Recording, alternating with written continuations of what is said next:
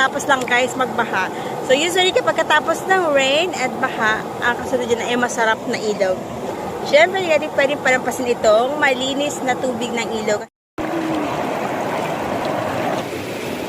Okay guys, let's go swimming! Yeah!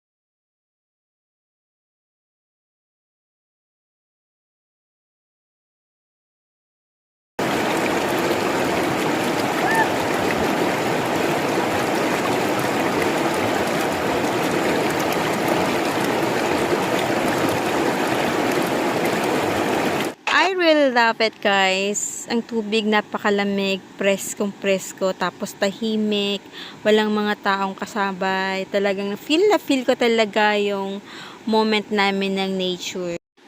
And I know you like it too.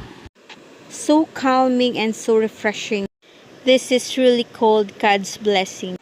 And I'm so happy and wala na ako mahihiling pa. Ganito lang, sapat na.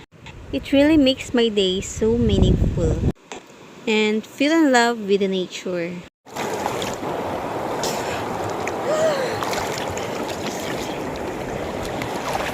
Salamat sa pagsama sa aking pagligo. Hanggang sa muli, please don't forget to like and subscribe. Bye!